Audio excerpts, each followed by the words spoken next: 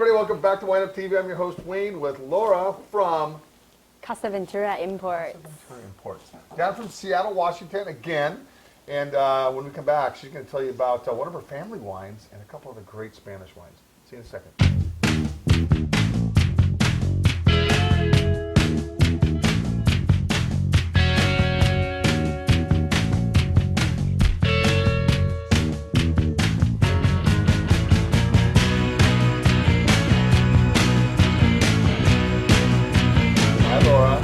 Good to see you again. You too. She's a hottie. All right, guys. Well, you know, Bill came in with Laura. She's down from Seattle, and a bunch of Spanish wines. I like not all of them, but these are the three I thought that stood out very, very well. And ironically, one of them, the first one we're going to try, is going to be a wine from a side of your family. Yeah, well, the picture on the label is. Yeah, so this is fun. This is from a producer that we're working with in Toro, which last time we did the show, we featured a wine from Toro as well. So it's 85% Tempranillo, which they call Tinta de Toro, and 15% is old vine Garnacha. And the picture, if you could see it closely, is a really cool picture of my brother-in-law's family who owns our import company, Basilio Rodriguez. It's his family from 1964. And it's just hysterical.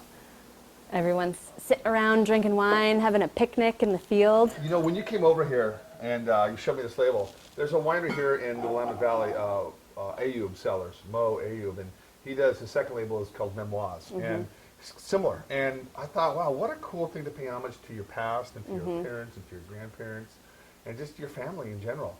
And I like this. I like the fact that, you know, there's all these cool labels out there, but this has a lot of meaning. Especially, and then you were telling me that you found a box full of older pictures. Yeah, no, my sister and brother-in-law were looking through the old house, the farmhouse in central Spain, and they found all these really cool photos, and they were just like, God, we have to use these. We've got to put them on labels. And label. You got your labels for the next 50 absolutely. years. And they tell great stories, so yeah. worked out perfect. And like I always tell people, a label should tell a great story. It should. You know, absolutely. I mean, there's so much bastardizing of labels these days, you know, but it really takes a label to stand out and say cool and to have a meaning behind that label. All right, so this is the 2009. 2009. Right? Yep.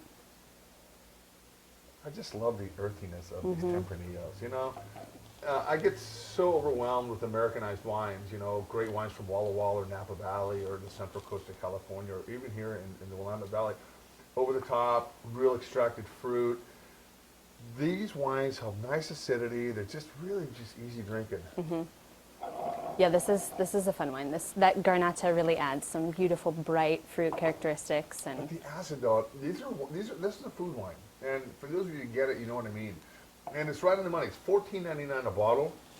And I'm sure you don't bring in a lot of this, do you? We don't, no. And in fact, the production on this is about under 350 cases, so it's pretty small. Yeah, it's very which small is great, guys. You know what? It's you know, support the local importer, bringing in the smaller lot wines. All right, this next wine, I love this wine. To me, this is a little bit more Americanized, but it's got that roundness to it. Yeah, this is a fun one. This is called Viña Aljibes. So this comes from central Spain. And the winery is actually at a fairly high elevation, so they're growing a lot of international varietals. So this is, yeah, Petit Verdot, Cabernet Sauvignon, and Tempranillo. It's a really fun blend. I got that really bubble gummy, gummy bear kind of nose on it, which I like. It's different. Again, I get people coming in here every day, hey, trying to sell me the newest, latest, greatest wine, and most of them I say, too. I mean, not everybody I put on film, especially everybody that's cute. I put on film.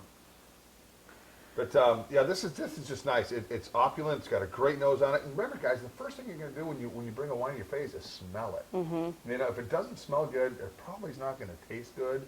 This is one of those wines. It's like, wow. Blackberry, little underbrush, little earth. It's really nice. Again, a softer mouthfeel than this one for sure. That's the cab. But it's just really nice. All right. Again, $14.99 a bottle. It's not going to break your bank. And it's delicious. And it's great. Great wine. I really, really like that. Okay. And then the last one we're going to do, this is kind of like same company. Same, yeah, so this is the same winery. This is sort of a step above. Now this is fun. This is a Bordeaux style blend from Spain. From Spain, out of all places, right? Who'd have thought? Look at that. It's 35% Cab, 35 Merlot, and 30 Cab Franc. Yeah. And when I taste it, and it's a 2005. It's got really, I think what really sold me on this is the bottle age on it. I think, you know, if this was 2 years newer, it wouldn't be as good as it is right now. Yeah. It's drinking great. Yeah. Again, it's got a little, Love the nose on this is amazing. It's just wonderful.